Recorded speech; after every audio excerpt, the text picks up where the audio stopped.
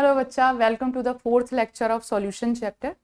तो अभी तक आपने जो कंसंट्रेशन टर्म थी वो सारी पढ़ ली है हमने। आपका molarity, molality, mole fraction, P part पर बिलियन, पार्ट पर मिलियन, मोल फ्रैक्शंस और आपके पास में नॉर्मेलिटी, इक्विवेलेंट वेट, ये सारा हम स्टडी कर चुके हैं।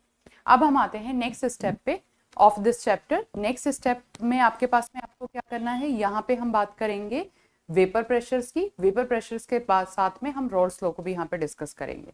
हेनरीज लॉ आप पहले पढ़ चुके हैं, तो शुरू की जो 3 क्लासेस हैं वो वहां तक हम पूरा विद क्वेश्चन कवर कर चुके हैं। तो आज की क्लास में हम जो डिस्कस करेंगे वो डिस्कस करेंगे वेपर प्रेशर को। वेपर प्रेशर के बाद में फिर हम आ जाएंगे रॉल्स लॉ पे।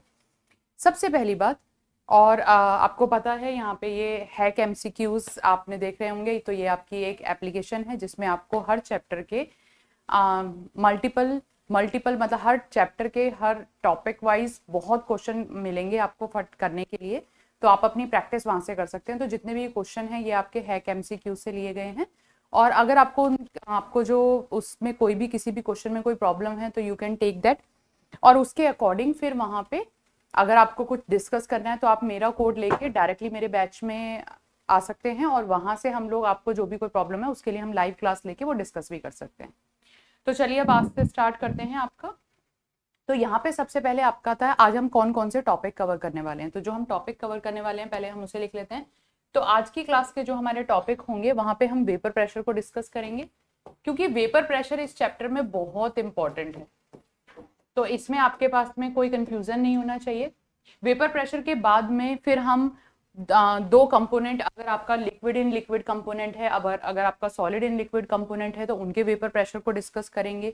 फिर हम बॉइलिंग पॉइंट को डिस्कस करेंगे, यानी कि आपके पास में डिफरेंट डिफरेंट टाइप के जो सॉल्यूशन आते हैं वो liquid in liquid, liquid and liquid,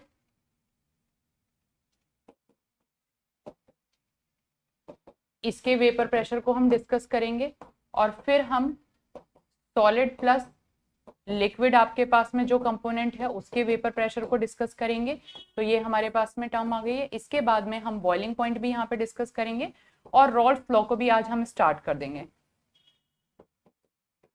Rawls law, और हर टॉपिक के फिर न्यूमेरिकल को हम यहाँ पे सॉल्व करेंगे। तो सबसे पहले आपके पास में आता है वोलेटाइल लिक्विड।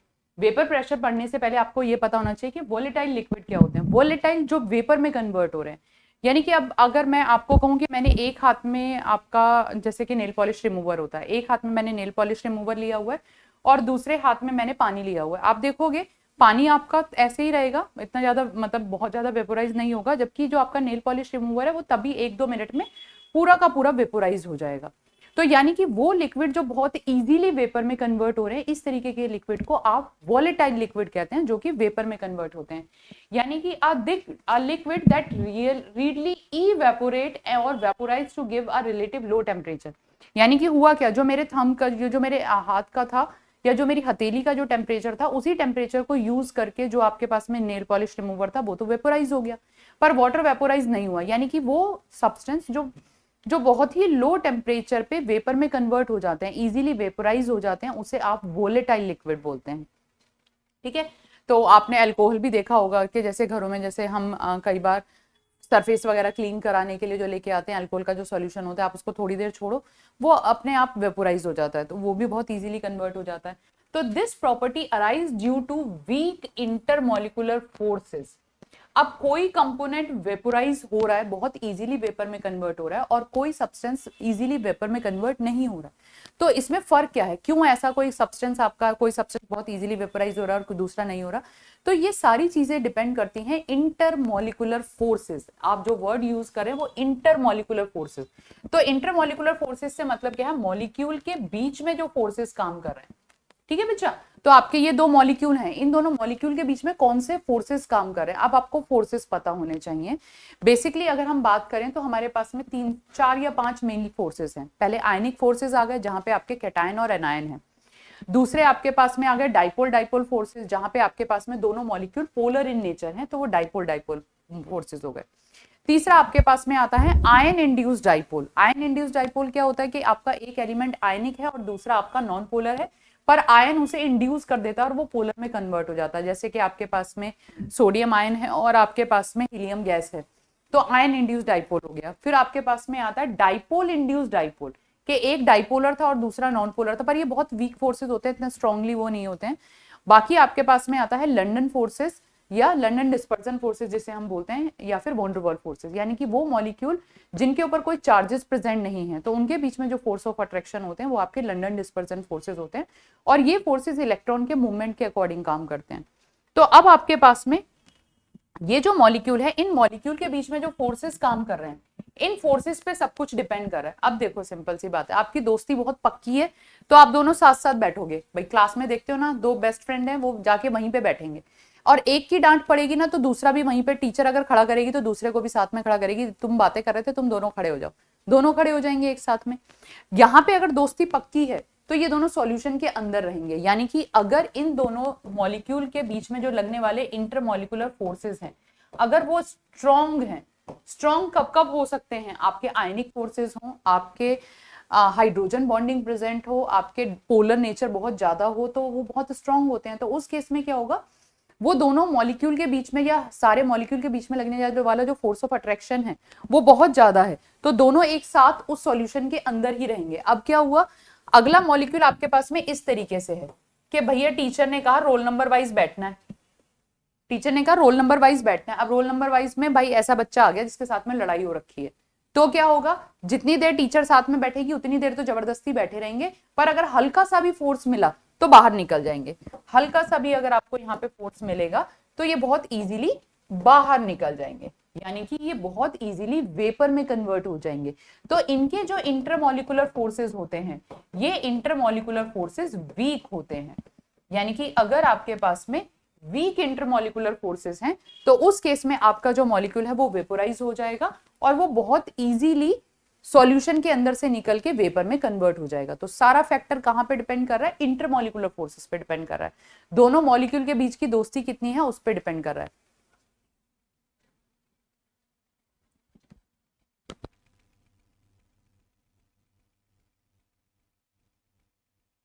तो सारा फैक्टर किस चीज पे डिपेंड कर रहा है, आपके इंटरमॉलिक्यूलर फोर्सेस पे डिपेंड कर रहा है। इंटरमॉलिक्यूलर फोर्सेस जितने ज्यादा होंगे वेपर उतने कम बनेंगे, ठीक है। दोस्ती जितनी ज्यादा होगी सॉल्यूशन के अंदर ही रहेंगे, दोस्ती जितनी वीक होगी सॉल्यूशन से बाहर निकल आएंगे, दूर दूर चले जाएंगे।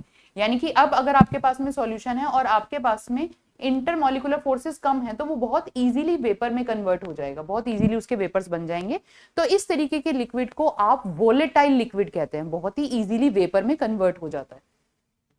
जैसे कि आपके पास में आता है तो इंटरमॉलिक्यूलर फोर्सेस पे डिपेंड करता है। In liquid aligning the molecule easily break, तो अगर उनके बीच में इंटरमॉलिक्यूलर फोर्सेस कम है तो वो इजीली एक दूसरे से दूर दूर हो जाएंगे और वो वेपर में कन्वर्ट हो जाएंगे।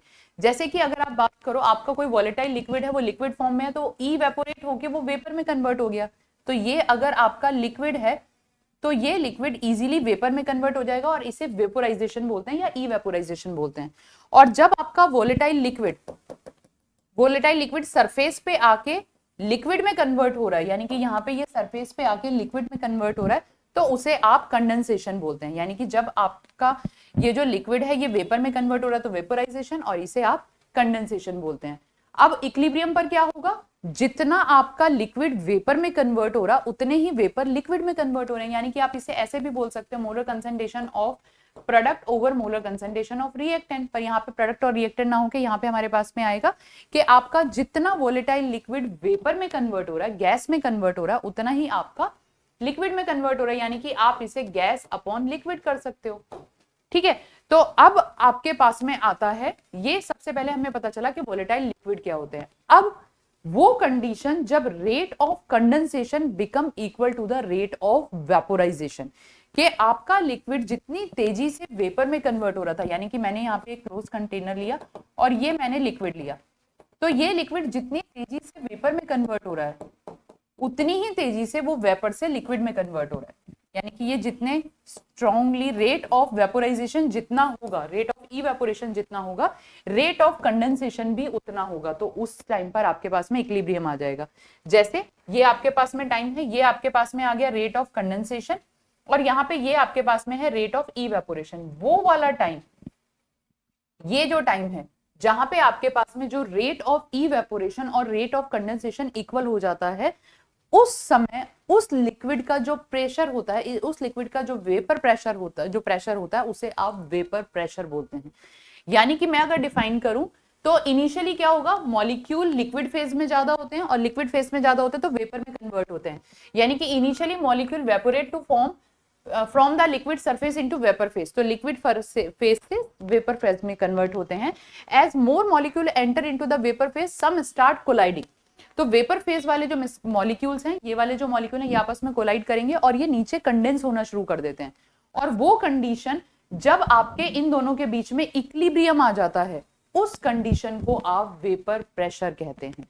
यानी कि अब आपके पास में आता है the molecule at the surface of volatile liquid are held less tightly than those of the interior as a given temperature the surface molecule gives kinetic energy। यानी कि आपका इवेपोरेशन होता क्यों है, इवेपोरेशन का रीजन क्या है, वो वाले जो मॉलिक्यूल जो आपके वेपर में प्रेजेंट होते हैं वो लेस टाइटली हेल्ड होते हैं। यानी कि अगर आप सॉल्यूशन के अंदर वाले मॉलिक्यूल की बात करोगे और सॉल्यूशन के सरफेस वाले मॉलिक्यूल की बात करोगे तो सरफेस पे जो मॉलिक्यूल प्रेजेंट होते हैं वो लेस टाइटली हेल्ड होते हैं, तो वो इजीली वेपोराइज हो जाते हैं क्योंकि उनकी काइनेटिक एनर्जी ज्यादा होती है, तो ये बहुत इजीली आपके वेपर में कन्वर्ट हो जाते हैं।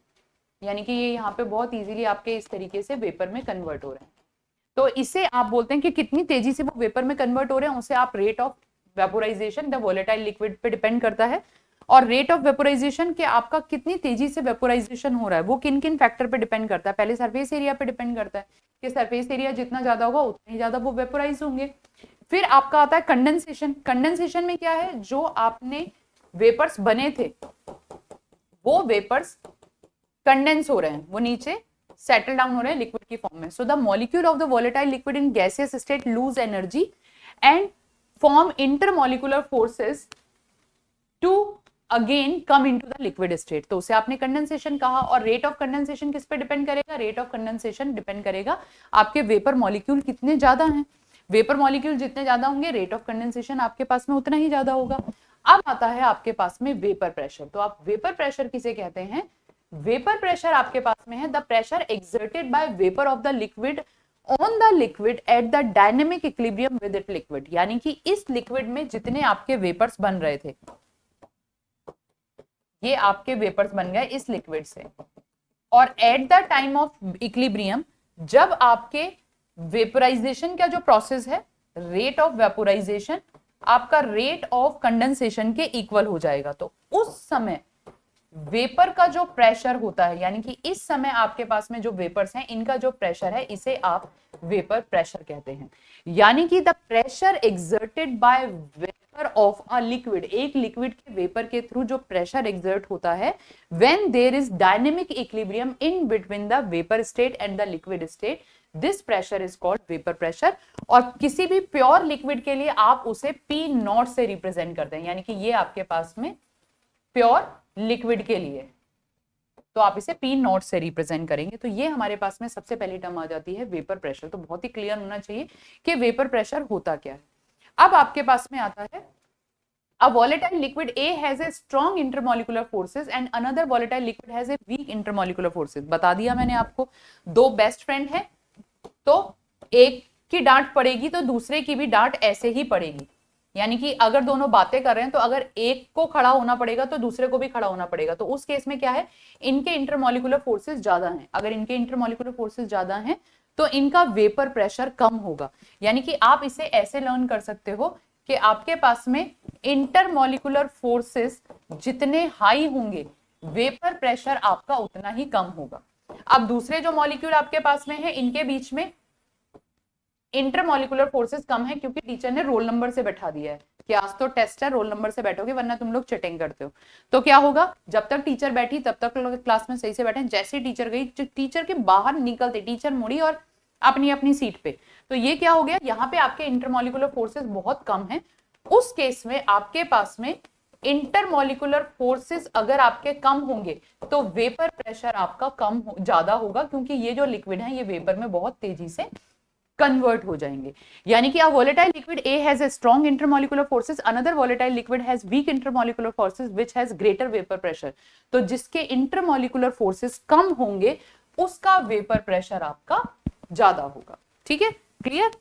चलिए अब आता है आपका जो वेपर प्रेशर है उसको कौन कौन से फैक्टर इफेक्ट करते हैं। तो वेपर प्रेशर को आपको इफेक्ट करने वाला सबसे पहली जो फैक्टर आता है वो आता है टेम्परेचर। नॉर्मल सी बात है, टेम्परेचर जितना ज्यादा होगा वेपर प्रेशर उतना ही ज्यादा होगा। क्यों? क्योंकि आप सॉल्वेंट को या जो सॉल्यूशन है उसको काइनेटिक, उसके मॉलिक्यूल को उतनी ही ज्यादा काइनेटिक एनर्जी मिलेगी। काइनेटिक एनर्जी मिलेगी तो इंटरमॉलिक्यूलर फोर्सेस, आपकी जो आपके मॉलिक्यूल के बीच का जो गैप है वो बढ़ जाएगा, और गैप बढ़ेगा तो वो इजीली वेपर में कन्वर्ट हो जाएगा। यानी कि आपके पास में आता है vapour pressure is directly proportional to temperature. It means if temperature increases vapour pressure increases, if temperature decreases vapour pressure decreases. ठीक है, तो यानी कि आप डायरेक्टली प्रोपोर्शनल, एक बढ़ेगा तो दूसरा भी बढ़ेगा, एक कम होगा तो दूसरा भी कम होगा। तो यहाँ पे आपके पास में क्या है, वॉलेटाइल लिक्विड को आप वॉलेटाइल लिक्विड है उसको आप गैस में कन्वर्ट करो। इवेपोरेशन और कंडेंसेशन आप पहले ही कर चुके हैं।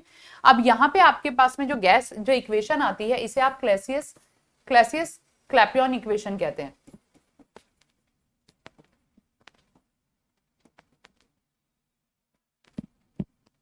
इक्वेशन, अब यहां पे अगर आप देखेंगे तो ये इक्वेशन क्या है, P आपके पास में पार्शियल प्रेशर है, ये आपके पास में पार्शियल प्रेशर है, K आपके पास में कांस्टेंट वैल्यू है, डेल्टा H R आपके पास में गैस कांस्टेंट है, T आपके पास में टेम्परेचर है, और डेल्टा H आपके पास में एंथैल्पी ऑफ वेपोराइजेशन है। यानी कि ये आपके पास में आएगी एंथैल्पी ऑफ वेपोराइजेशन। तो यहां से आपके पास में वेपर प्रेशर और टी का रिलेशनशिप आ जाता है। वेपर प्रेशर जितने ज्यादा होगा टेम्परेचर उतना ज्यादा होगा। तो इस तरीके से आप यहाँ पे ये रिलेशनशिप निकाल सकते हैं। अब अगर आप factor affecting the vapour pressure में, पहला आपके पास में आ गया टेम्परेचर, अगर इसी इक्वेशन को आप लॉग की टर्म में लोगे, यानी कि अब आता है आपके पास में एट पर्टिकुलर टेम्परेचर, ये जो आपको क्लैसियस क्लैपियन इक्वेशन दी है इसको अगर आप लॉग की फॉर्म में लेते हो तो आपके पास में आ जाएगा log P is equals to log K minus delta H upon 2.30 RT। पहले आप एक्सपोनेंशियल फॉर्म को अगर आप हटाओगे तो एक्सपोनेंशियल फॉर्म को हटाने के लिए आप ln की फॉर्म में लेते हैं, आप नेचुरल लॉग लेते हैं ना, तो ये आपके पास में आएगा ln P is equals to ln K, ये आपके पास में हो जाएगा delta H upon RT, negative delta H upon RT। अब अगर ln को नेचुरल लॉग को आप नेचुरल लॉग को log 10 बेस में कन्वर्ट करेंगे, 2.303 से मल्टीप्लाई करते हैं, तो वो मैंने कॉमन लेके यहाँ पे डिवाइड कर दिया तो मेरे पास में ये इक्वेशन आ गई है।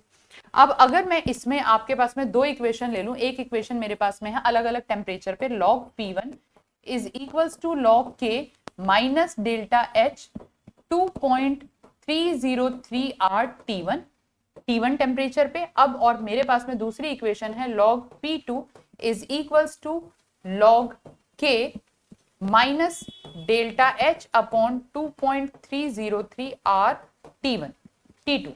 ठीक है, अब मेरे पास में ये हो गई इक्वेशन 2। अगर मैं इक्वेशन 1 माइनस इक्वेशन 2 करूं या इक्वेशन 2 माइनस इक्वेशन 1 कर देती हूं मैं, इक्वेशन 2 माइनस इक्वेशन 1, तो इस केस में मेरे पास में आएगा log P2 ओवर P1, क्योंकि माइनस करूंगी तो log P2 माइनस P1, तो इसे log में हम डिवाइड में ले जाते हैं। log K से log K कैंसिल हो जाएगा क्योंकि माइनस कर रहे हो आप, तो यहाँ पे आपके पास में P2 माइनस P1 कर रहे हो तो ये आपके पास में आएगा minus delta H upon 2.303 R T2 minus delta H upon 2.303 R T1, और क्योंकि आप माइनस कर रहे थे तो यहां से माइनस और माइनस आपका प्लस हो जाएगा। तो आप इसको नेक्स्ट पेज पे ऐसे कर सकते हैं, यानी कि ये मेरे पास में आया log P2 ओवर P1। अब मैंने क्या किया, मैंने यहां से डेल्टा H 2.303 कॉमन ले लिया, तो मेरे पास में आएगा डेल्टा H 2.303 R, और प्लस में कॉमन लिया है तो मैंने पहले प्लस वाली टर्म लिखूंगी बाद में माइनस वाली टर्म लिखूंगी, तो यानी कि ये मेरे पास में आएगा 1 upon T1 minus 1 upon T2। तो इस इक्वेशन पे बेस्ड आपके पास में न्यूमेरिकल आ सकते हैं, और यहाँ पे आप पार्शियल प्रेशर और टेम्परेचर के अकॉर्डिंग रिलेशनशिप रख के आप इसको सॉल्व कर सकते हैं। ठीक है बेटा, क्लियर हो गया? तो आप ट्रिक ले लो कि अगर यहाँ पे P2 ओवर P1 है तो लर्न कैसे करना कि अगर P2 ओवर P1 है, P2 ऊपर है तो पहले T1 आएगा, और अगर ऊपर P1 है तो पहले P2 आएगा, और ये वैल्यू जो है ये पॉजिटिव में है। तो इस तरीके से लर्न करना, क्योंकि यहाँ पे आप जब केमिकल काइनेटिक्स करोगे तो वहां पे एक्टिवेशन एनर्जी वाला भी फॉर्मूला आता है, वो भी सेम इसी तरीके से काम करता है। वहां पे आपके पास में आर्हीनियस इक्वेशन होती है, तो वो भी आपका k is equal to a exponential power e over R T वाला फॉर्मूला होता है, तो वो भी इसी तरीके से काम करता है, तो कंफ्यूजन हो जाता है। तो याद करने का तरीका मतलब एक ट्रिक क्या है, सिंपल सी चीज है कि अगर P2 ओवर P1 कर रहे हो तो 1/T1 माइनस 1/T2 करोगे, P2 ऊपर है तो पहले T1 को लिख देना, अपॉन में T1 पहले लिख देना, इस तरीके से आपको याद करना है, तो आप इजीली इसको याद कर लोगे। अब आता है आपके पास में, तो डिफरेंट टेम्परेचर पे आपके पास में वेपर प्रेशर डिफरेंट होगा, तभी तो आपके पास में P2 और P1 की वैल्यू अलग अलग आ रही है। तो अब आपके पास में आता है, यहां से पता चल गया आपको प्रेशर और टेम्परेचर का रिलेशनशिप, कि आपके पार्शियल प्रेशर और टेम्परेचर का या वेपर प्रेशर और टेम्परेचर का रिलेशनशिप। अब आता है बॉइलिंग पॉइंट। जब आपने वेपर प्रेशर पढ़ लिया तो बॉइलिंग पॉइंट भी आपको यहीं पे पता होना चाहिए, ताकि जब आगे आपके पास में कॉलिगेटिव प्रॉपर्टी या जो भी प्रॉपर्टी है वो आपको क्लियर हो। तो सबसे पहली बात, अब मैं अगर किसी भी बच्चे से पूछूं, और मैंने बहुत बच्चों से पूछा, ऐसा नहीं है कि मैं स्पेशली आपसे ही पूछ रही हूँ, मैंने बहुत बच्चों से पूछा बॉइलिंग पॉइंट क्या होता है, तो पहला जवाब बच्चों का आता है कि जब वेपर बनने लगते हैं, जब किसी लिक्विड के वेपर बनने लगते हैं, यानी कि when there is a formation of vapour, that is boiling point. Clear ही नहीं है, कोई चीज क्लियर नहीं है। या फिर जब भी, सिंपल सी बात है, जब भी कोई लिक्विड उबलने लग जाता है, जब भी कोई लिक्विड बॉयल होने लग जाता है, उसे बॉइलिंग पॉइंट कहते हैं। ऐसा नहीं होता बेटा, रीजन है, कोई लिक्विड एक पर्टिकुलर टेम्परेचर पे आके ही क्यों बॉयल हो रहा है। आप ऐसा क्यों नहीं है कि पानी को आपने जैसे रखा वो पानी तभी के तभी बॉयल होने लगा है, एक पर्टिकुलर कंडीशन पे आके ही वो बॉयल हो रहा है। दूध है, आपने दूध को रखा, दूध भी एक पर्टिकुलर कंडीशन पे आके बॉयल हो रहा है। तो रीजन क्या होता है, जब भी आप the temperature at which liquid vapour become equal to the atmospheric vapour, यानी कि जब आपने किसी लिक्विड को, ये आपके पास में एक लिक्विड था, आपने इस लिक्विड को हीट दी, हीट देने से इस लिक्विड के अब वेपर्स बनने लगे, ये तो आपको पता है, जितनी ज्यादा हीट दोगे वेपर्स उतने ज्यादा बनेंगे, ठीक है। और ये जो लिक्विड है, ये माना मैंने, ये जो लिक्विड है इसके आसपास भी अपना अपना प्रेशर है। अब जैसे मैं इस रूम में हूं तो मेरे आसपास जो एटमॉस्फेयर है उसका अपना एटमॉस्फेरिक प्रेशर है। तो आपका नॉर्मल जो प्लेन एरिया होता है वहां पे जो आपके पास में एटमॉस्फेरिक प्रेशर होता है वो 1 atm होता है, यानी कि इसके आसपास का जो भी एरिया आपके पास में है, ये पूरा जो भी एरिया है उसका जो प्रेशर है वो 1 atm है। और जब आपके लिक्विड के इतने वेपर बन जाएं कि उसका प्रेशर भी 1 एटमॉस्फेरिक हो जाए, यानी कि जो जिस भी एटमॉस्फेयर में आप हैं उसके इक्वल हो जाए, तब आपका लिक्विड बॉयल करना शुरू करता है। ये मैं प्लेन्स की बात करें, क्योंकि माउंटेन्स पे जाएंगे तो वेपर प्रेशर कम हो जाता है, तो वहां पे जो आपका लिक्विड है वो जल्दी बॉयल करना शुरू कर देगा। ये भी अभी डिस्कस करते हैं। तो पहले हम बात करते हैं बॉइलिंग पॉइंट क्या है। The temperature at which liquid start, the temperature at which the vapour pressure of the liquid become equal to the atmospheric pressure. तो जो आपने लिक्विड लिया उसके जो वेपर्स हैं, पहली बात वेपर प्रेशर क्या था, the condition of equilibrium when the rate of condensation and rate of evaporation is equal, तो उस प्रेशर को आप वेपर प्रेशर कहेंगे। और जब वो वेपर प्रेशर एटमॉस्फेरिक प्रेशर के इक्वल हो जाएगा तो उस पॉइंट को आप बॉइलिंग पॉइंट कहेंगे। अब मैंने तो एटमॉस्फेरिक प्रेशर को 1 एटमॉस्फेरिक ले लिया, पर माउंटेन्स पे चले गए, ऊपर ज्यादा हाइट पे चले गए, तो वहां पे क्या होगा, एटमॉस्फेरिक प्रेशर कम हो जाता है। तो अगर एटमॉस्फेरिक प्रेशर कम हो जाता है तो वेपर प्रेशर जल्दी एटमॉस्फेरिक प्रेशर के बराबर हो जाएगा, तो वो जल्दी बॉईल करना शुरू कर देगा। इसीलिए जब आप नॉर्मल प्लेन्स में होते हैं तो वाटर का जो बॉइलिंग पॉइंट होता है, यानी कि अगर आप बॉइलिंग पॉइंट ऑफ वाटर की बात करेंगे, प्योर वाटर की बात करेंगे, तो वो 100 डिग्री सेल्सियस होता है, यानी कि 100 डिग्री सेल्सियस पे जो आपके पास में प्योर वाटर है उसका जो वेपर प्रेशर है वो एटमॉस्फेरिक प्रेशर के बराबर हो जाता है, 1 एटमॉस्फेरिक के। बट हुआ क्या, अगर आप माउंटेन्स पे चले जाएंगे जहां पे हाइट ज्यादा होती है, वहां पे वेपर प्रेशर कम, एटमॉस्फेरिक प्रेशर कम है, तो पानी का जो वेपर प्रेशर है वो जल्दी ही एटमॉस्फेरिक प्रेशर के इक्वल हो जाएगा। तो उस केस में जो पानी है वो 100 डिग्री पे बॉईल नहीं होगा, वो जल्दी ही बॉईल करने लग जाएगा, ठीक है। यानी कि सारी कंडीशन क्या है, सबसे पहले आपको वेपर प्रेशर पता होना चाहिए। The condition at which there is a equilibrium in between the rate of condensation or rate of evaporation, and at that time the pressure of vapors are called vapor pressure। यानी कि वो time जब आपका rate of condensation और rate of evaporation equal हो गया है, उस टाइम पे आपका जो प्रेशर है या जो भी लिक्विड का प्रेशर है उसे आप वेपर प्रेशर बोलते हैं। और वो टाइम जब आपका वेपर प्रेशर एटमॉस्फेरिक प्रेशर के इक्वल हो गया तो उसे आप बॉइलिंग पॉइंट बोलते हैं। जब बिल्कुल भिन्नोट हो चुके हैं आप, गुस्सा आपको इतना ज्यादा आ रहा है कि अब तो बस पता नहीं क्या कर देंगे, तो सेम वही चीज कि जब लिक्विड का वेपर प्रेशर एटमॉस्फेरिक प्रेशर के इक्वल हो जाएगा तो उस कंडीशन को आप बॉइलिंग पॉइंट बोलते हैं, ठीक है बच्चा। तो ये आपके पास में होता है बॉइलिंग पॉइंट। अब आता है factor affecting the vapour pressure. Second factor आपके पास में जो आता है इंटरमोलिकुलर फोर्सेस। ये अभी हम पढ़ के आए हैं कि आपका इंटरमोलिकुलर फोर्सेस जितने ज्यादा होंगे, ये तो शायद वही लाइन दोबारा आ गई है, इंटरमोलिकुलर फोर्सेस जितने ज्यादा होंगे वेपर प्रेशर आपका उतना ही कम होगा। यानी कि अब जैसे हाइड्रोजन बॉन्डिंग हो गई, ये सारा हम पढ़ के आए हैं, हाइड्रोजन बॉन्डिंग जितनी होगी या फिर अगर आपके पास में वॉन वॉल फोर्सेस जितने ज्यादा होंगे आपका वेपर प्रेशर उतना ही कम होता चला जाएगा। जैसे कि अगर मैं बात करूं कि यहाँ पे मेरे पास में लिक्विड में ये आपके पास में प्रोपेन है CH3 CH2 CH3, यहाँ पे आपके पास में ब्यूटेन आ गई, यहाँ पे आपके पास में पेंटेन आ गई। ठीक है, अब जो आपके वॉन वॉल फोर्सेस है वो सरफेस एरिया पे डिपेंड करते हैं। मॉलिक्यूल का सरफेस एरिया जितना होगा, जितना ज्यादा होगा वॉन वॉल फोर्सेस उतने ज्यादा होंगे। यानी कि आप क्या कर सकते हैं, van Waal forces directly proportional to surface area of molecule.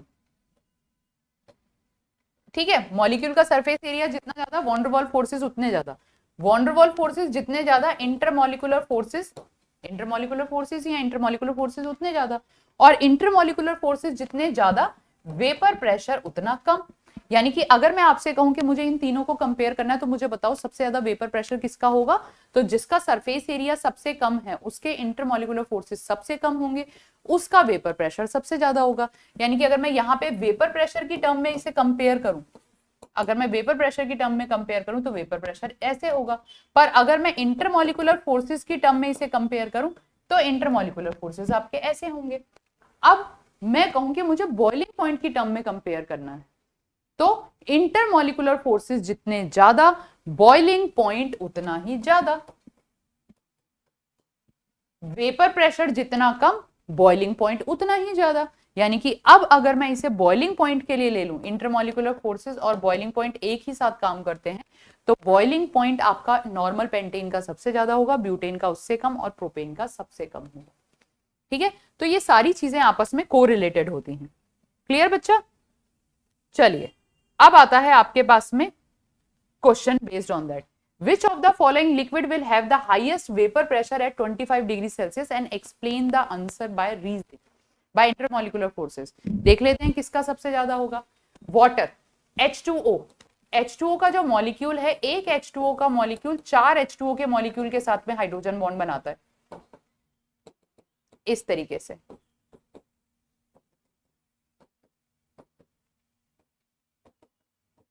ठीक है, ये आपके एक वाटर का मॉलिक्यूल 4 वाटर के मॉलिक्यूल के साथ में हाइड्रोजन बॉन्ड बना रहा है। इथेनॉल में आपके पास में ROH आ जाता है, इथेनॉल में R में आप C2H5 ही ले लो जब आपको इथेनॉल ही दे रखा है। तो अगर आप इथेनॉल की बात करेंगे तो हाइड्रोजन बॉन्डिंग तो इथेनॉल में भी होती है, पर नंबर ऑफ हाइड्रोजन बॉन्ड कम हो जाते हैं क्योंकि एक H की जगह हटके इथाइल ग्रुप आ गया है। यानी कि सबसे ज्यादा जो इंटरमोलिकुलर फोर्सेस होंगे, अगर आप इंटरमोलिकुलर फोर्सेस की बात करेंगे तो A वाले के इंटरमोलिकुलर सबसे ज्यादा, B वाले के उससे कम, उसके बाद में आपके पास में आता है di ethyl ether. Di ethyl ether यानी कि आपके पास में C2H5O C2H5, यहाँ पे हाइड्रोजन बॉन्डिंग नहीं होगी, यहाँ पे आपके पास में डाइपोल फोर्सेस होंगे। तो यहाँ पे B के बाद में C का जो इंटरमोलिकुलर फोर्सेस है उससे भी कम होगा, और पर C के कंपैरेटिवली यहाँ ग्लिसरॉल दे रखा है, और ग्लिसरॉल में आपके पास में OH ग्रुप प्रेजेंट होता है, जहाँ पे आपके पास में हाइड्रोजन बॉन्डिंग की टेंडेंसी हो जाती है। तो यहाँ पे अगर मैं कंपेयर करूं तो आपके पास में ग्लिसरॉल, इसमें भी हाइड्रोजन बॉन्डिंग है। ठीक है, यहाँ पे भी आपके पास में हाइड्रोजन बॉन्डिंग है। इन्होंने पूछा कि हाईएस्ट वेपर प्रेशर किसका ज्यादा होगा, तो जिसकी हाइड्रोजन बॉन्डिंग सबसे ज्यादा होगी उसका वेपर प्रेशर सबसे कम होगा, और जिसका इंटरमोलिकुलर फोर्सेस सबसे कम होंगे उसका वेपर प्रेशर सबसे ज्यादा होगा। तो देखो यहाँ पे भी आपके पास में हाइड्रोजन बॉन्डिंग है, यहाँ पे भी आपके पास में हाइड्रोजन बॉन्डिंग है, ग्लिसरॉल में भी आपके पास में हाइड्रोजन बॉन्डिंग है, ईथर में नहीं होगी। तो ईथर के इंटरमोलिकुलर फोर्सेस सबसे कम होंगे और उसका वेपर प्रेशर सबसे ज्यादा होगा। ठीक है, तो आपके पास में इस तरीके से बिल्कुल क्लियर होना चाहिए कि कहाँ हाइड्रोजन बॉन्डिंग प्रेजेंट है और कहाँ हाइड्रोजन बॉन्डिंग प्रेजेंट नहीं है। इसके बाद में नेक्स्ट आता है, which factor does not directly affect the equilibrium vapour pressure of the vapour liquid in the close system. अब अभी तक हम वेपर प्रेशर पढ़ के आ रहे हैं, तो कौन कौन से फैक्टर ऐसे हैं जो डायरेक्टली वेपर प्रेशर को डिफाइन करते हैं। विच ऑफ द अपर, इन्होंने डज नॉट पूछा, पहले मैं ये बात कर लेते हैं कौन कौन से डायरेक्टली डिफाइन करते हैं। अभी मैं पढ़ के आ रही हूँ, ये तो मैं बार बार कह रही हूँ, इंटरमोलिकुलर फोर्सेस जितने ज्यादा वेपर प्रेशर उतना ज्यादा। दूसरी चीज, आपके पास इंटरमोलिकुलर फोर्सेस जितने ज्यादा, वेपर प्रेशर उतना कम, तो डायरेक्टली डिफाइन तो कर ही रहा है। फिर मैंने टेम्परेचर के लिए कहा, टेम्परेचर जितना ज्यादा वेपर प्रेशर उतना ज्यादा। फिर नेचर ऑफ लिक्विड की बात करी, नेचर ऑफ लिक्विड तो अभी आप पढ़ के आए होगे, जैसे हाइड्रोजन बॉन्डिंग है, H2O है, उसमें हाइड्रोजन बॉन्डिंग प्रेजेंट है, डाईइथाइल ईथर है, वहां पे हाइड्रोजन बॉन्डिंग प्रेजेंट नहीं है, तो ये तो नेचर ऑफ लिक्विड पे डिपेंड कर गया। यानी कि नेचर ऑफ लिक्विड पे भी आपका वेपर प्रेशर डिपेंड करता है। पर वहां पे मैंने सरफेस एरिया की तो बात नहीं करी, मैंने तो नहीं कहा कि मुझे तो ये दिया ही नहीं था कि H2O का सरफेस एरिया और ईथर का सरफेस एरिया, यानी कि आपका सरफेस एरिया जो है वो वेपर प्रेशर पे डायरेक्टली नहीं डिपेंड करता, which factor does not directly effect the equilibrium vapour pressure of the pure liquid, वो डायरेक्टली इफेक्ट नहीं कर रहा है। तो यहाँ पे आपके पास में आता है surface area will be the answer. इसके बाद में आपके पास में आता है असर्शन और रीजनिंग। ये आपको पता है असर्शन और रीजनिंग के बहुत क्वेश्चन आते हैं, और अब तो लेटेस्ट में मतलब आएगा ही आएगा, नॉर्मल सी बात है। करने का तरीका क्या है, सबसे पहले असर्शन पढ़ो, असर्शन पढ़ो और जो उसका आंसर है वो अपने दिमाग में सोच लो, अपने माइंड में आपने प्लान कर लिया। अगर आपने जो माइंड में आंसर प्लान करा है वो आपके रीजन से मैच हो रहा है, यानी कि assertion and reasoning both are correct and reason is the correct explanation of the assertion, ठीक है। बट अब आपने दिमाग में जो सोचा, बट सोचना भी सही, कहीं ऐसा ना हो आप गलत सोचो और फिर कहो नहीं मैंने तो ये किया था, मैम ने ऐसे बताया था। बेटा आप जो रीजन सोच रहे हो बच्चा, वो रीजन आपका सही भी होना चाहिए, ओके। तो आपने क्या किया, सोच लिया, अब आपके अकॉर्डिंग वो रीजन वहां पे नहीं है, तो यानी कि और पर वो जो स्टेटमेंट दे रखी है वो करेक्ट है, तब आपके पास में ऑप्शन क्या होगा, both assertion and reasoning are correct but not the correct explanation. तो इस तरीके से आपको करना होता है। तो सबसे पहले आता है adding a volatile solute to a aqueous solution increase its total vapour pressure. यानी कि मैं अगर आपको कह दूं मैंने पानी में एक वोलेटाइल लिक्विड मिला दिया, यानी कि मैंने, मेरे पास में यहाँ पानी था और पानी में मैंने ईथर मिला दिया, ईथर आपका वॉलेटाइल है। अब क्या होगा, पहले अगर आपको केवल पानी के वेपर्स मिल रहे थे, अब आपको ईथर के भी वेपर मिलेंगे, पहले केवल आपको पानी के मिल रहे थे। तो to an aqua solution increase the vapour pressure. क्यों? क्योंकि जो आपका वॉलेटाइल लिक्विड है उसके भी वेपर वहां पे बनेंगे। तो मुझे रीजन पता चल गया कि रीजन मेरे पास में क्या होना चाहिए कि जो आपका वॉलेटाइल लिक्विड मैंने ऐड करा उसके भी तो वेपर्स बनेंगे, इसलिए वेपर प्रेशर बढ़ जाएगा। अब रीजन पढ़ते हैं। रीजन इन्होंने कहा the volatile solute contribute their own vapor pressure to the solution independent of the intermolecular forces with the solvent। बिल्कुल करेक्ट है आपके पास में। जो वॉलेटाइल सॉल्यूट आपने जो दिया है, वॉलेटाइल सॉल्यूट जो भी आपने इसमें डिसॉल्व किया, इसमें ईथर डिसॉल्व कर दिया, तो उसके भी वेपर बनेंगे जो उस वेपर प्रेशर में कंट्रीब्यूट करेंगे, वो आपके independent of the intermolecular forces with the solvent. Solvent के साथ में जो इंटरमोलिकुलर फोर्सेस हैं, देखो यहां तक ये बिल्कुल करेक्ट था, यहां पे ये करेक्ट है कि वेपर्स दोनों के बनेंगे, but independent of the intermolecular forces with the solvent, यानी कि जो आपने सॉल्वेंट डिसॉल्व किया है वो उस सॉल्वेंट के जो इंटरमोलिकुलर फोर्सेस हैं उस पर डिपेंड नहीं करेंगे, ऐसा नहीं। अब आप समझो, मैंने कोई लिक्विड लिया और उसमें मैंने कोई दूसरा लिक्विड ऐसा डाला कि उसने उस पहले वाले लिक्विड के साथ में स्ट्रॉन्ग इंटरमोलिकुलर फोर्सेस बना दिए, तो ऐसा थोड़ी होगा कि आपके जो वेपर अभी भी ज्यादा बनेंगे, क्योंकि उसने उस लिक्विड में ज्यादा वेपर फोर्स बना दिया। यानी कि दो दोस्त थे, एक नया एडमिशन आ गया क्लास में, और उस नए एडमिशन ने पुराने दोस्त थे उनके साथ और गहरी दोस्ती कर ली है, तो वो क्लास छोड़ के नहीं जाएगा, तो वो आप उस सॉल्यूशन को छोड़ के नहीं जाएगा। तो पहली बात, वो कंट्रीब्यूट तो करेगा, पर वो उस पर डिपेंड करेगा कि उसका उस लिक्विड के साथ में कौन से इंटरमोलिकुलर फोर्सेस आ रहे हैं। यानी कि इसमें आपके पास में both assertion are the true and the reason is the correct. मैं यहां तक अगर रीजन दिया होता तो मैं इसे सही मानती, but independent of the intermolecular forces with the solvent, solvent के intermolecular with the solvent, solvent के साथ में जो इंटरमोलिकुलर फोर्सेस बन रहे हैं उस पर डिपेंड नहीं करेगा, गलत है, डिपेंड करेगा। Assertion is true, reason is false, ठीक है बेटा, क्योंकि वही मैंने बोला ना, दोस्ती अगर उसके साथ में ज्यादा गहरी हो गई है तो वो क्लास छोड़ के नहीं जाएगा, उस सीट को छोड़ के नहीं जाएगा। अब आता है अगला question, a graph of vapour pressure and the temperature for 3 liquid x y z are given, the following interference are made. आपको एक ग्राफ दे रखा है, ये देखो टेम्परेचर दिया हुआ है, जो एक्स के जो वेपर्स हैं वो 293 टेम्परेचर पे बन रहे हैं, वाई के जो वेपर हैं वो 313 पे बन रहे हैं, और जो जेड के वेपर हैं वो 333 पे बन रहे हैं। इस तरीके से बढ़ते जा रहे हैं। तो जिसके वेपर ज्यादा टेम्परेचर पे बन रहे हैं उसमें ज्यादा इंटरमोलिकुलर फोर्सेस होंगे, सिंपल सी बात ये है। यानी कि अगर मैं इंटरमोलिकुलर फोर्सेस की बात करूं तो Z के इंटरमोलिकुलर फोर्सेस सबसे ज्यादा होंगे, Y के उससे कम होंगे और X के सबसे कम होंगे। और अगर मैं वेपर प्रेशर की बात करूं तो X का वेपर प्रेशर सबसे ज्यादा होगा, Y का उससे कम होगा और Z का सबसे कम होगा। अब देखते हैं जरा, the following interference are made, X has higher intermolecular interaction than comparison to Y। जी नहीं, X का कम है तो ये गलत है। X has lower intermolecular interaction than compares to Y। Yes, ये करेक्ट है, X का Y के कंपैरेटिवली कम है। Z has lower intermolecular interaction than comparison to Y। गलत है, Z का ज्यादा है Y से, तो ये गलत है। तो इनमें से करेक्ट कौन सा है? केवल एक करेक्ट है, यानी कि the B option will be the correct option. ठीक है बच्चा, चलिए इसके बाद में आपके पास में आता है an aqueous solution 1 molar in the non volatile solute, which of the following change will increase the vapour pressure of the solution. आपके पास में एक एक्वस सॉल्यूशन है, an aqueous solution is 1 molar non volatile solute. अब आप थोड़ा सा यहाँ पे डिस्कस करते हैं कि आपके पास में नॉन वॉलेटाइल सॉल्यूट और वॉलेटाइल सॉल्यूट क्या है। आपने पानी में ईथर मिलाया, ईथर के भी वेपर बन रहे हैं और पानी के भी वेपर बन रहे हैं, वो आपका वॉलेटाइल सॉल्यूट है, यानी कि जो सॉल्यूट डाला वो भी वेपर बना रहा है। आपने पानी में नमक मिला दिया तो पानी के तो वेपर बनेंगे, नमक के वेपर नहीं बनेंगे, तो वो आपका नॉन वॉलेटाइल सॉल्यूट है। आपने पानी में चीनी मिला दी, पानी के वेपर बनेंगे, चीनी के नहीं बनेंगे, तो वो आपका नॉन वॉलेटाइल सॉल्यूट हो गया। अब क्वेश्चन क्या दे रहा है वो, an aqueous solution is 1 molar non volatile solute, यानी कि आप ये मान लो कि आपको चीनी का सॉल्यूशन दिया है और उसमें 1 मोलर चीनी दी हुई है। ये which of the following changes will increase the vapor pressure of the solution at 30 degree, temperature fix कर दिया। adding more of the non volatile solute, replacing the non volatile solute with volatile solute, decreasing the temperature, अगर आप temperature decrease करेंगे तो vapour pressure तो बढ़ेगा नहीं। उन्होंने क्या कहा है, which of the following change will increase the vapour pressure, आपका वेपर प्रेशर बढ़ना चाहिए। तो अगर आप नॉन वॉलेटाइल सॉल्यूट बना रहे हो, उसके तो वेपर बन ही नहीं रहे हैं, उसके वेपर नहीं बन रहे, आप कितना भी मिलाते जाओ कोई फर्क नहीं आएगा, यानी कि नहीं। Replacing the non volatile solute with the volatile solute, अब आपके पास में नॉन वॉलेटाइल सॉल्यूट था, आपने उसमें वॉलेटाइल सॉल्यूट मिला दिया, तो दोनों के वेपर बनेंगे और वेपर प्रेशर आपका बढ़ जाएगा, यानी कि B option will be the correct option. Temperature decrease करने से वेपर प्रेशर डिक्रीज होता है क्योंकि डायरेक्टली प्रोपोर्शनल है।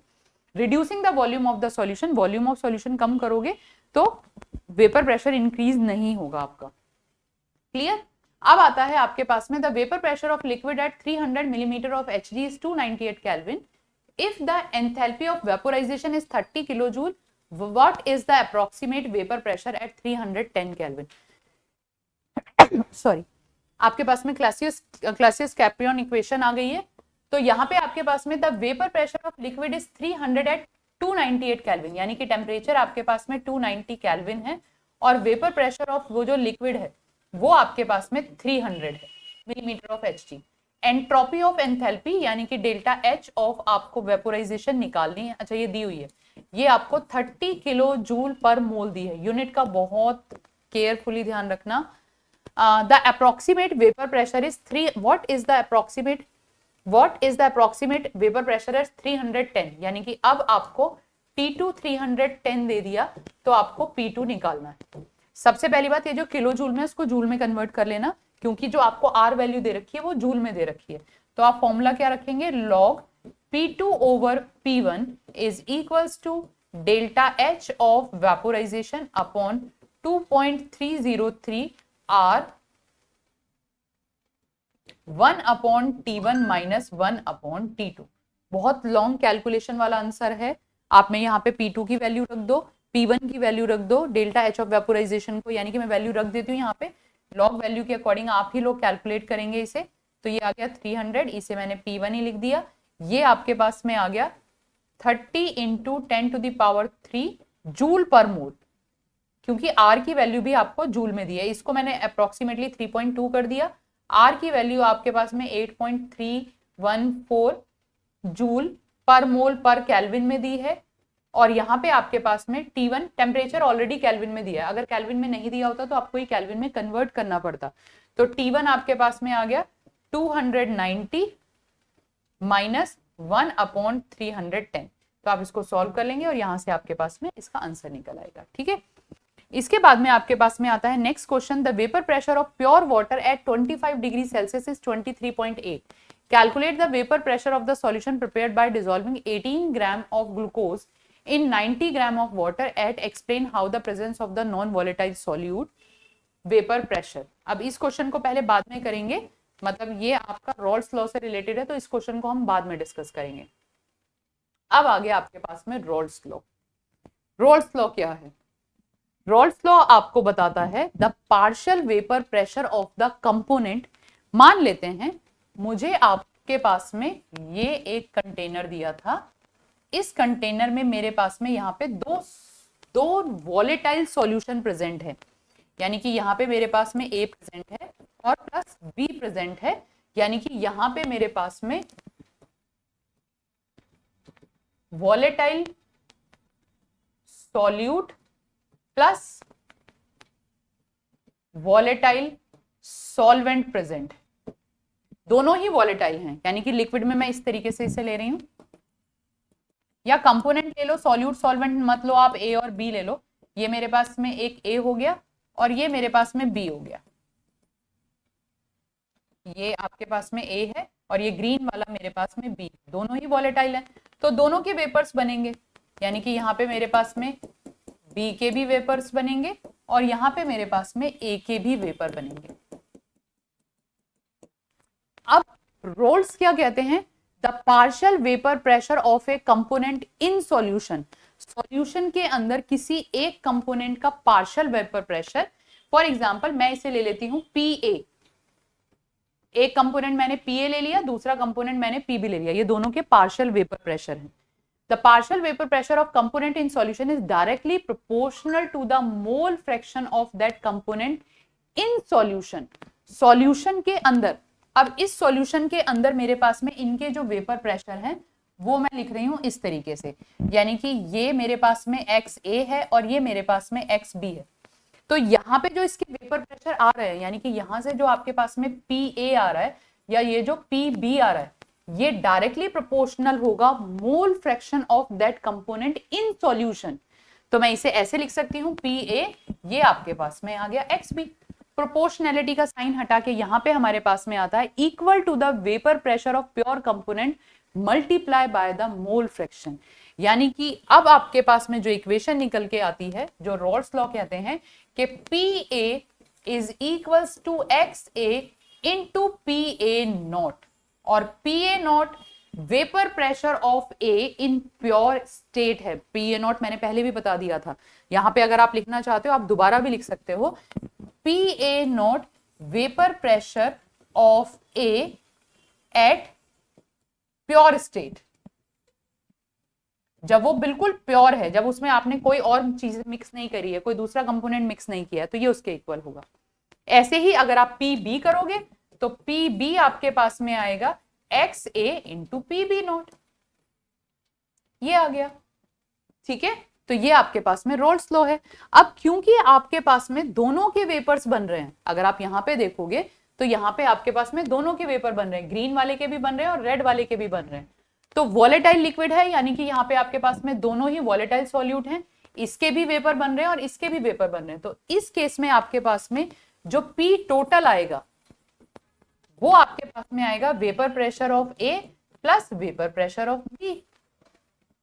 ऐसे कर सकते हैं आप, यानी कि अब यहां पे अगर मैं ग्राफ की बात करूं तो अगर मेरे पास में कोई कंपोनेंट A है और दूसरा कंपोनेंट यहाँ पे B है, और यहाँ पे जो मैंने इसका मोल फ्रैक्शन लिया है, जो A का मोल फ्रैक्शन लिया है वो 1 है और B का जो मैंने मोल फ्रैक्शन लिया है वो 0 है, और A का जो पार्शियल प्रेशर, जो A का प्रेशर है PA नॉट, वेपर प्रेशर जो है वो ज्यादा है, यानी कि मैंने ये मान लिया कि A के जो इंटरमॉलिक्यूलर फोर्सेस हैं वो कम है, तो ये PA नॉट हो गया, और यहाँ पे जो B का है वो PB नॉट हो गया, यानी कि इस केस में मेरे पास में ये XA 0 हो गया और XB मेरे पास में 1 हो गया, यानी कि यहाँ पे मेरे पास में प्योर B प्रेजेंट है, यहाँ पे मेरे पास में प्योर A प्रेजेंट है।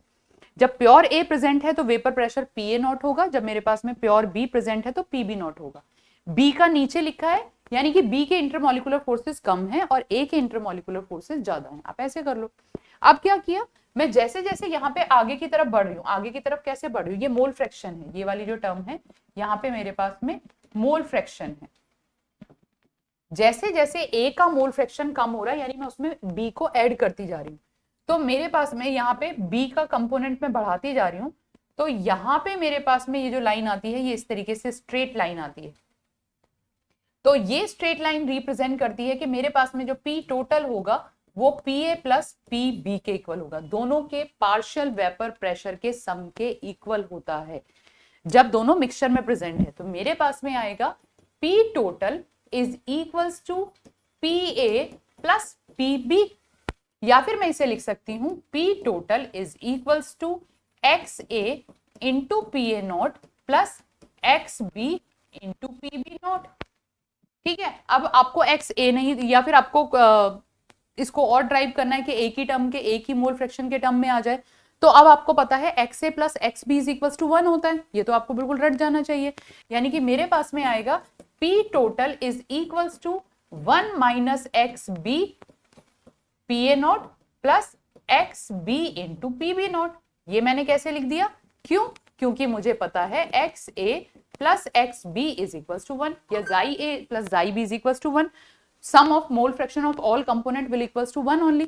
एक्स बी को मैं यहाँ पे माइनस में ले गई तो एक्स ए के इक्वल आ गया, मैंने इसे लिख दिया यहाँ पे। इसको मल्टीप्लाई कर दो तो ये आपके पास में आएगा P A not minus X B into P A not plus x B into P B not. X B common ले लो तो मेरे पास में आ गया P A not minus X B P A not plus, minus common लूंगी तो यहाँ पे ये माइनस हो जाएगा, या फिर आप एक्स बी प्लस में कॉमन ले रहे हो तो उस केस में आपके पास में ये प्लस एक्स बी मैंने कॉमन ले लिया, तो यहाँ पे आपके पास में पी बी नॉट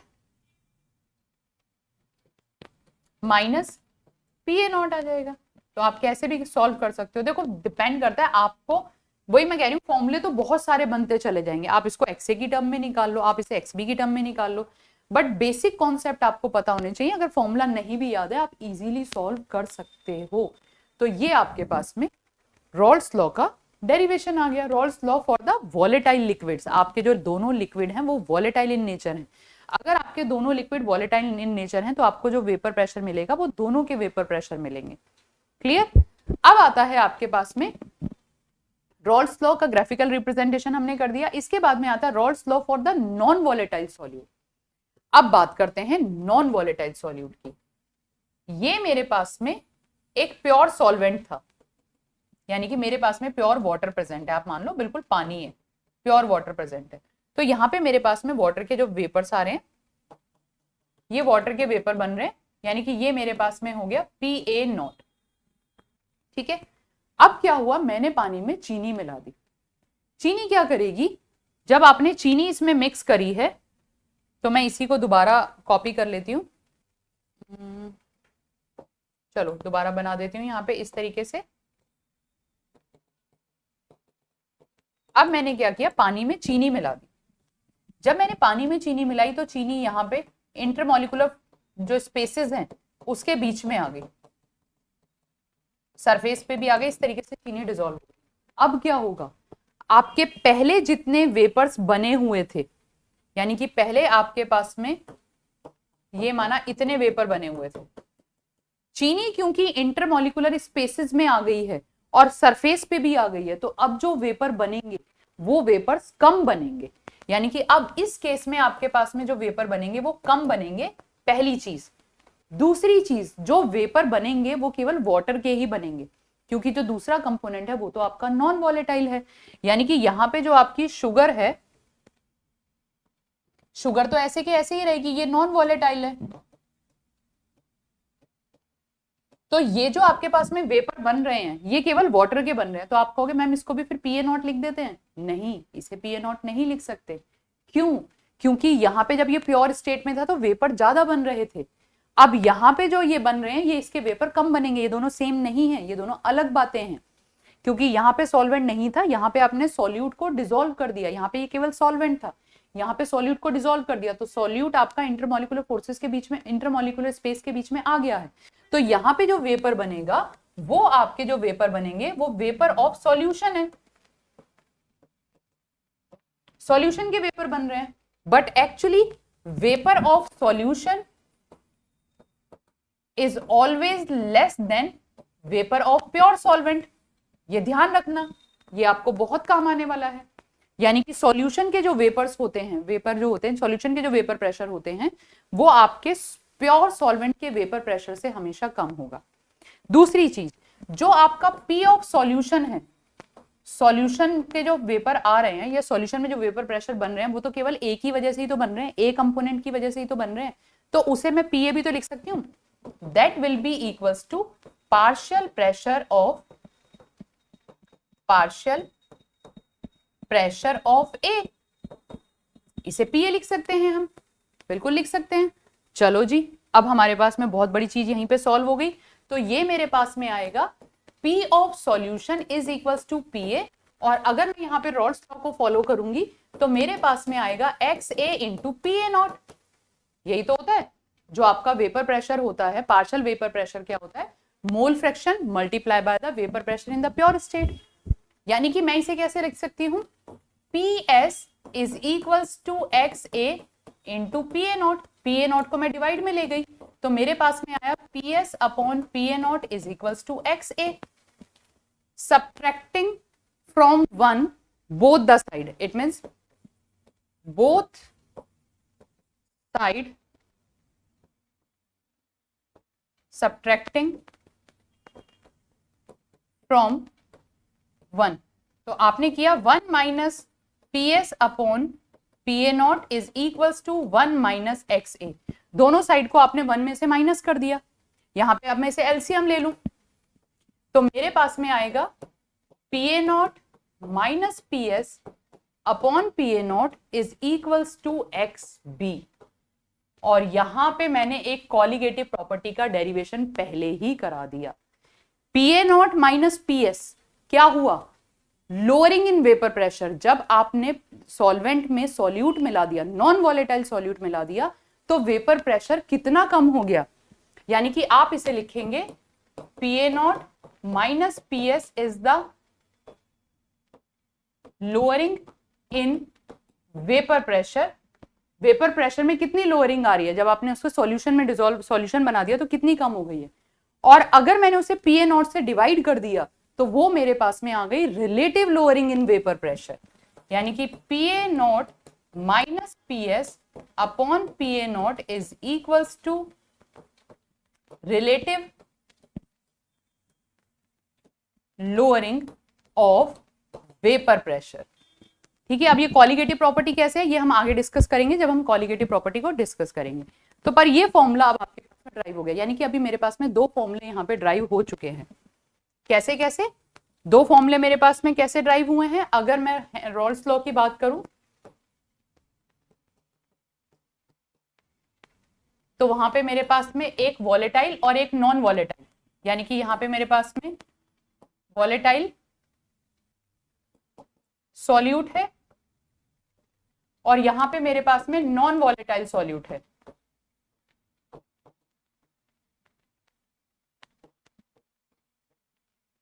तो वॉलेटाइल सॉल्यूट के लिए मेरे पास में आया है P total is equals to PA plus PB, और नॉन वॉलेटाइल सॉल्यूट के लिए मेरे पास में आया है PS PA not minus PS upon PA not is equals to XB।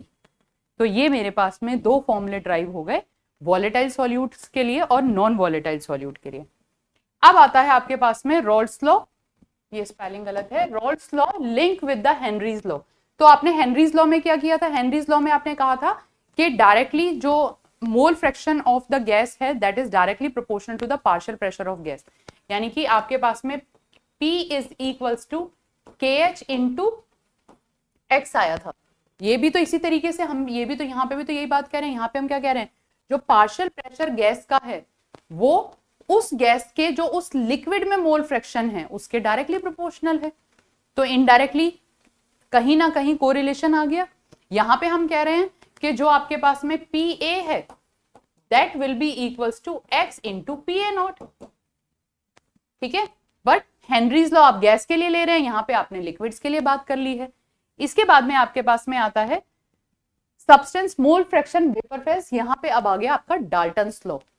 अब आपने जो रॉल्स लॉ की बात करी है वो बात करी है कि आपने लिक्विड में लिक्विड को डिसॉल्व कर दिया या फिर आपने सॉलिड में लिक्विड को डिसॉल्व कर दिया। पर एक चीज और, जो भी आप लिक्विड को सॉल्वेंट में डिसॉल्व करें या जिस भी सॉलिड को आप सॉल्वेंट में डिसॉल्व करें, उनकी कोई केमिकल रिएक्शन नहीं होनी चाहिए, they should not react chemically. Dalton's law भी यही था। डाल्टन्स लॉ ने क्या कहा, इफ टू और more than two gases which are not chemically reacting together then kept in one container, then the total pressure of that container will be the sum of the partial pressure of these gases। यानी कि अगर मैं Dalton's law की बात करूं तो Dalton's ने कह दिया कि मेरे पास में अगर तीन गैस हैं A plus B plus C, तो टोटल प्रेशर इस कंटेनर का जो होगा वो इसके इक्वल होगा। ठीक है, और इन्होंने फिर यहां पे इसे ड्राइव भी किया था। यहां पे इन्होंने कहा था कि XA इज इक्वल्स टू, तुम्हारे पास में PA is equals to XA into P total. ये डाल्टन्स ने कहा था, डाल्टन्स लॉ। अभी हेनरी ने क्या कह दिया, अब यहां पे समझो कि हम इसे यहां पे एक साथ पढ़ क्यों रहे हैं। ये मेरे पास में लिक्विड है, दो लिक्विड मेरे पास में यहां पे प्रेजेंट है। बहुत इंपॉर्टेंट है, इस पे जेई में बहुत क्वेश्चन आते हैं, ये ध्यान रखना, बहुत इंपॉर्टेंट पोर्शन है ये। अब ये मैं पहले लिक्विड की बात करती हूँ। तो मेरे पास में जो ग्रीन वाला लिक्विड है उसका जो मोल फ्रैक्शन है वो XB है, और जो मेरे पास में व्हाइट वाला जो कंपोनेंट है उसका जो मोल फ्रैक्शन है वो XA है। तो अगर मैं, और यहां पे फिर मैं इनके वेपर प्रेशर भी बना देती हूँ।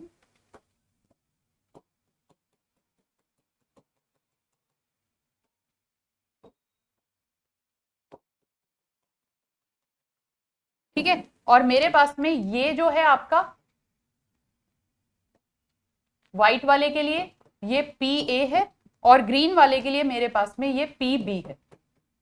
रॉल्स ने क्या कहा कि जो पार्शियल प्रेशर है that will be sum equals to, अगर आप रॉल्स लॉ की बात करते हो तो रॉल्स ने कहा जो पार्शियल प्रेशर है that will be equals to the product of the mole fraction into pressure of that component in the pure state, mole fraction of that component into liquid state. Liquid state में उसका जो mole fraction है। अब अगर मैं इस चीज को देखूं, जरा ध्यान से देखो, अगर मुझे ये चीज दी है तो यहाँ पे तो एक्चुअल में दो गैसेस प्रेजेंट हैं जो कि नॉन रिएक्टेड हैं। तो इस केस में मैं डाल्टन्स लॉ को फॉलो कर सकती हूँ। तो डाल्टन्स लॉ मेरे पास में क्या आएगा, डाल्टन्स लॉ मेरे को कह रहा है कि PA is equals to XA into P total. ये डाल्टन्स है, ये तुम्हारे पास में रॉल्स लॉ है।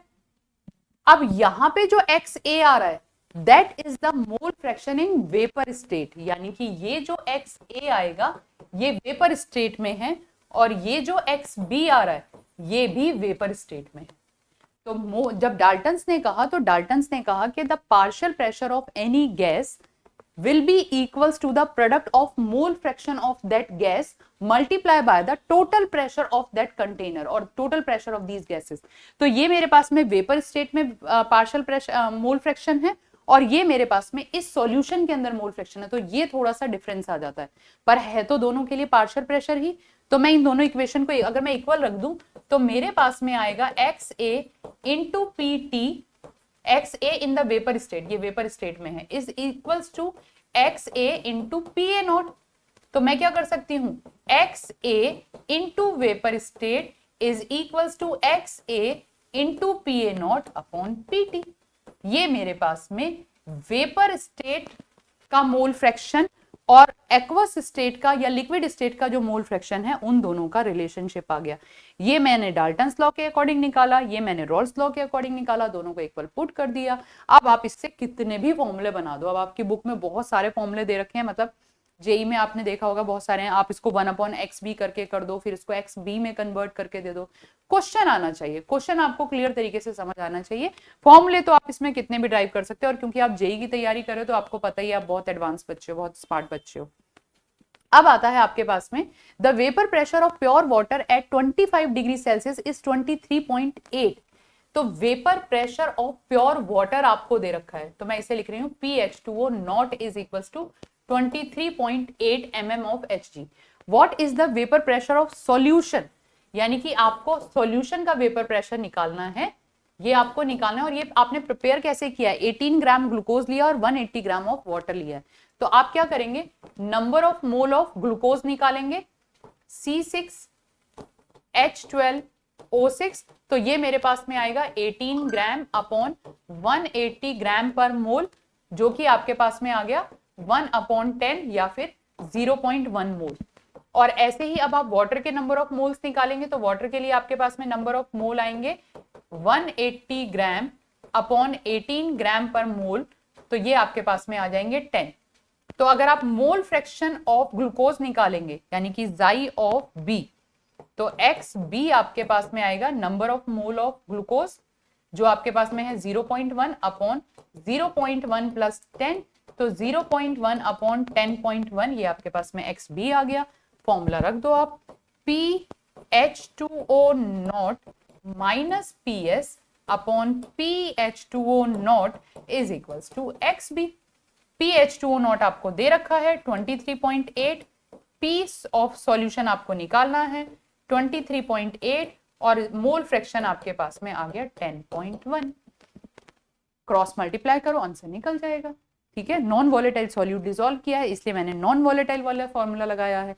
अगर मैं वॉलेटाइल को डिसॉल्व करती तो मैं वॉलेटाइल वाला फॉर्मूला लगाती। क्लियर? चलिए, यही सेम क्वेश्चन वहां पे था जो मैंने लीव कर दिया था। मैंने कहा पहले इसको ये करा दूं, रॉल्स लॉ, तो ये भी सेम वही क्वेश्चन था। सेम वही क्वेश्चन एक्चुअल में वहां पे रिपीट हो गया है, और इसमें इन्होंने नॉन वॉलेटाइल दिया हुआ था। इसके बाद में यहाँ पे आपके पास में आता है, explain why the vapour pressure of ethanol is higher than that of the water at the same temperature. बहुत सिंपल सी बात है, अभी बता के आ रहे हैं। H2O के केस में आपके पास में हाइड्रोजन बॉन्डिंग ज्यादा होती है, तो H2O का जो इंटरमॉलिक्यूलर फोर्सेस हैं वो एल्कोहल के जो इंटरमॉलिक्यूलर फोर्सेस हैं उससे ज्यादा होंगे, इथेनॉल से ज्यादा होंगे। और अगर इंटरमॉलिक्यूलर फोर्सेस ज्यादा हैं तो जो वेपर प्रेशर ऑफ H2O है वो less than the vapour pressure of ethanol होगा। क्यों? क्योंकि हाइड्रोजन बॉन्डिंग ज्यादा है, तो आप उसके अकॉर्डिंग इसे कर सकते हैं आराम से। ठीक है बच्चा, देखो एक एक टॉपिक बहुत इजीली हो रहा है, बहुत आराम से हो रहा है। चाहे आप CBSE वाले बच्चे हो, चाहे आप नीट वाले बच्चे हो, चाहे आप JEE वाले बच्चे हो, सब बच्चे आराम से कर सकते हैं। बहुत इजीली, बहुत आराम से एक एक क्वेश्चन को सॉल्व करते हुए चल रहे हैं। तो इसी तरीके से आपको सारे क्वेश्चन मिल जाएंगे हैक MCQ पे। ठीक है, मेरे कोड से वहां पे आप ज्वाइन कर लेना, जब भी लॉन्च होगा मैं आपको बता दूंगी, तो आप डायरेक्टली मेरे बैच में आ जाएंगे और डायरेक्टली हम लाइव क्लास में डिस्कस कर सकते हैं जो जो आपकी प्रॉब्लम्स होंगी। ठीक, तो फिर हम एक लाइव क्लास प्लान करेंगे जहां पे आप लोगों की जिनकी प्रॉब्लम होगी वो हम डिस्कस कर सकते हैं। The vapour pressure of solvent at 60 torr, solvent का वेपर प्रेशर दिया है, यानी कि आपके पास में PA नॉट दे रखा है 60 टोर, while that of its solution with non volatile solute, non volatile solute के साथ में जो सॉल्यूशन दिया है उसका जो वेपर प्रेशर है वो 54 है, यानी कि PS आपको 54 दिया है। तो आपको मोल फ्रैक्शन निकालना है, तो बहुत ही आसान है। आपके पास में 60 minus 54 upon 60 will be XB। पर मोल फ्रैक्शन ऑफ सॉल्वेंट निकालना है, ये ध्यान रखना। बहुत जल्दबाजी कर देते हो आप इस तरीके से क्वेश्चन में, क्योंकि दिख गया बहुत इजी क्वेश्चन है और JEE मेंस का क्वेश्चन, अरे वाह इतना बढ़िया क्वेश्चन है, सॉल्वेंट नहीं देखा, आपसे मोल फ्रैक्शन सॉल्वेंट का पूछा है, सॉल्यूट का नहीं पूछा। यहाँ से आपका निकलेगा सॉल्यूट का निकलेगा। तो ये आपके पास में आ गया 6/60, यानी कि ये आपके पास में आ गया 0.1 XB। तो आपके पास में जो XA आएगा वो 0.9 आएगा। तो यहाँ पे जो आंसर होगा वो 0. यहाँ तो बाई चांस नहीं दिया, पर JEE के एग्जाम में आपको ये ऑप्शन भी दिया होगा, जरूर ध्यान रखना। तो ये गलतियां नहीं करनी है, और हर बच्चा करता है। अभी जितने बच्चों ने एग्जाम दिया होगा वो भी कह रहे होंगे हाँ हमने यही गलती करी थी। नहीं करनी है, ये गलतियां नहीं करनी है। इतनी मेहनत करते हो, छोटी मोटी मिस्टेक्स नहीं होनी चाहिए। इसके बाद में आता है, what mass of non-volatile solute should be dissolved in 114 gram of octane to reduce its vapor pressure by 80%। 80% का मतलब ये है कि आपके पास में यहाँ पे सबसे पहली बात ये आप लिखोगे PA not minus PA upon PS upon PA not. Vapour pressure आपका 80% डिक्रीज हो गया, तो अगर आपने पहले 100 लिया था, अब 80% डिक्रीज हो गया, reduce its vapour pressure to 80%, यानी कि अब आपके पास में वेपर प्रेशर 20 रह गया। और यहां से आप XB निकाल दो। जब आपके पास में मोल फ्रैक्शन आ जाएगा तो आप आराम से उसके नंबर ऑफ मोल निकाल सकते हो, और मोल से फिर आप उसका मास निकाल सकते हो। Should be dissolve in 114 gram of octane. तो आप ऑक्टेन का नंबर ऑफ मोल आप निकाल लो पहले, ऑक्टेन आपके पास में कितना है, C8H16 18, ठीक है, 8 दूनी 16 और 2 18, तो ये आपके पास में आएगा 1284 84 और 84 प्लस 18, तो ये आपके पास में आ गया 8 4 12 और 8 और 1 9 और 1 10 102 ऑक्टेन 1284 12 8 96 96 आना चाहिए 96, ठीक है, तो 8 और 6 14 114 हो गया, मैंने हेप्टेन का निकाल दिया था 114, तो 114 नंबर ऑफ मोल इसके 1 आ गए, ऑक्टेन के 1 आ गए, तो आपको जो नॉन वॉलेटाइल दिया है उसके आपको निकालने हैं, तो आप इसे यहाँ पे रख भी दो डायरेक्टली। मैं अगर इसको NB/NB प्लस 1 कर दूंगी तो यहाँ से आप NB की वैल्यू निकाल लेंगे, बहुत आसानी से निकल आएगी। ये 10 में से 20 गए, बचे 100 में से 20 गए बटे 80, ये आपके पास में आ जाएगा, कर दो इसको सॉल्व, 80/20 NB/NB प्लस 1, तो ये आपके पास में आ गया 4, तो आप इसे सॉल्व कर लेना, बहुत इजीली निकल जाएगा। इसके बाद में आता है a solution of 2 volatile liquid, आपको 2 वॉलेटाइल लिक्विड है, 2 वॉलेटाइल लिक्विड, जैसे ही वॉलेटाइल लिक्विड दिमाग में क्वेश्चन आ गया तो दिमाग में रखो कि कौन सा फॉर्मूला लगना है, वो वाला लगना है जिसमें कि दोनों ही आपके जो कंपोनेंट है वो वॉलेटाइल इन लिक्विड है, वॉलेटाइल इन नेचर है, तो ये PA0 दे दिया, ये आपको PB0 दे दिया, has a total vapour pressure is 90, the mole fraction of XA is 0.4, mole fraction of A in vapour state निकालना, बड़ा अच्छा क्वेश्चन है। The solution of 2 volatile liquid, यानी कि आपको PA0 100 दिया है और PB0 आपको 80 दिया, टॉर दिया, यूनिट में सबसे पहले देख लेती हूँ, P टोटल आपको दे दिया, P टोटल आपके पास में होता है PA into PA in plus PB, तो P टोटल आपको कितना दे दिया 90, PA आपके पास में क्या होता है XA इंटू PA0 और ये आपके पास में होता है XB इंटू PB0, ठीक है। अब आपके पास में मोल फ्रैक्शन ऑफ ए भी दे दिया, तो ये मेरे पास में आएगा 90 इज इक्वल्स टू 0.4, PA0 कितना है मेरे पास में 100, मोल फ्रैक्शन आपका XB इंटू PB0 आपके पास में आ गया, तो मैंने तो ये फॉर्मूला रख दिया, पर इन्होंने क्या बोला था, the mole fraction of A in vapour state निकालना था, तो अभी हम फॉर्मूला लगा के निकाल के आए हैं, तो mole fraction of A in vapour state के लिए हमारे पास में जो फॉर्मूला था, ये जो हमने यहाँ पे इसके अकॉर्डिंग ड्राइव किया था,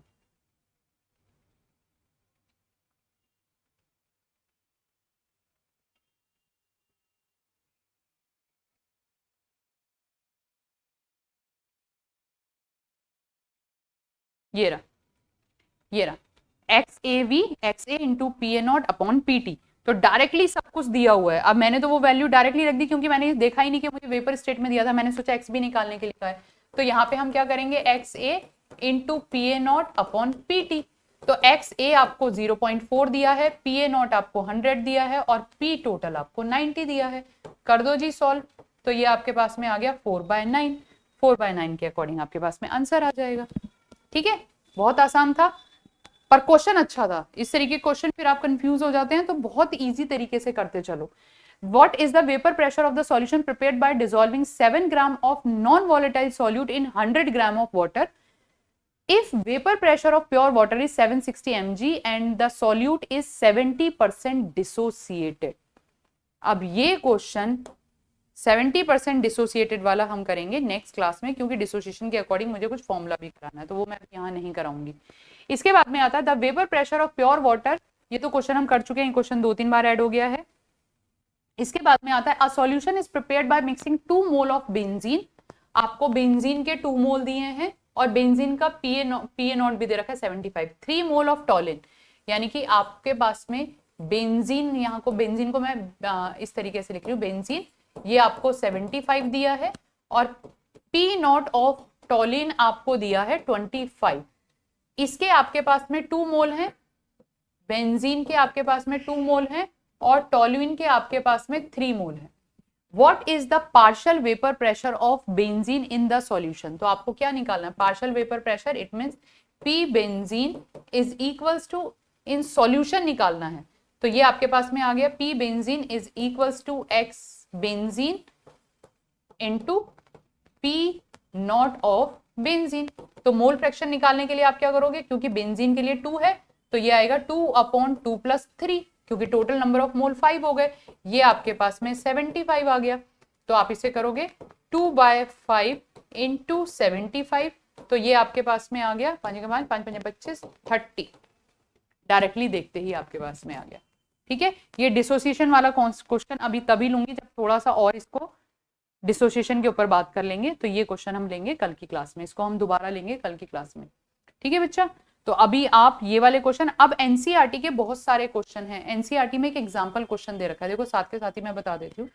एनसीईआरटी में एक एग्जांपल क्वेश्चन दिया है जो कि आपका बहुत ही इंपॉर्टेंट है। जब आप ये रॉल्स लॉ कर रहे हो तो वहां पे वेपर स्टेट का एक इंटेक्स क्वेश्चन भी दे रखा है और वहां पे आपको एक एग्जाम्पल क्वेश्चन भी दे रखा है जो पूरा एक्सप्लेन करके दिया हो। वो दोनों ही क्वेश्चन आपके बहुत इंपॉर्टेंट हैं, दोनों ही क्वेश्चन आपके बोर्ड पर्पस से और दोनों ही क्वेश्चन आपके जेई मेंस पर्पस से और नीट के पर्पस से बहुत इंपॉर्टेंट हैं। इंटेक्स क्वेश्चन सारे करा करो और एग्जाम्पल क्वेश्चन भी सारे प्रैक्टिस किया करो, वहीं से क्वेश्चन बनते हैं। मेंस में, नीट में, बोर्ड तो आपको पता ही है, तो वहीं से क्वेश्चन बनेंगे। जितने ज्यादा वहां से प्रैक्टिस करोगे उतने ज्यादा आपको चीजें क्लियर होती जाएंगी। तो सबसे पहले एक कॉपी बना लो अलग से एनसीईआरटी की, जिसमें आप सारे क्वेश्चन क्लियर कर लो। किसी एक भी क्वेश्चन में कंफ्यूजन है उसको बिल्कुल क्लियर करते हुए चलो। ठीक है बच्चा, चलिए फिर मिलते हैं नेक्स्ट क्लास में। नेक्स्ट क्लास में आपके आइडियल नॉन आइडियल सॉल्यूशन शुरू हो जाएंगे, कॉलिगेटिव प्रॉपर्टीज होंगी और फिर आपके पास में एक प्रैक्टिस सेशन रखेंगे जिसमें कि आपके सारे इंपॉर्टेंट क्वेश्चन को कवर करेंगे। तब तक लाइक, शेयर और सब्सक्राइब कर दो बच्चा, इतना तो काम किया करो, कमेंट किया करो क्या समझ आ रहा है, क्या नहीं समझ आ रहा है, किस टॉपिक में प्रॉब्लम हो रही है, कहाँ पे और कितना करना है जेई के लिए या जो भी है। कमेंट करो, लाइक करो, शेयर, सब्सक्राइब करो। ठीक है, और तब तक जैसे ही आपका हैक एमसीक्यू लॉन्च होगा मैं आपको बता दूंगी, आप वहां से ज्वाइन कर लेना। ओके बच्चा, बाय।